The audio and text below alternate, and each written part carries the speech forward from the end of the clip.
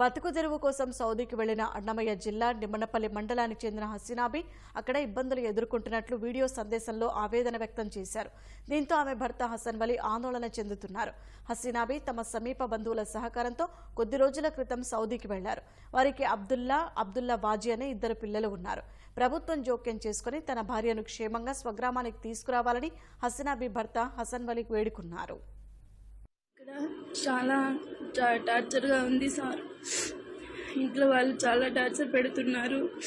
Night ఎంత పని చేయాలా, పొగలంత పని చేయాలా. ఇక్కడ రేకుల రూమ్ ఉంది కదా, ఇక్కడ పనుకోవాలా.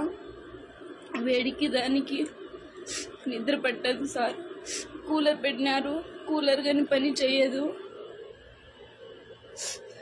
ఇక్కడ తిండి కూడా సరిగా లేదు, నాకు సౌకర్యం కూడా సరిగా లేదు.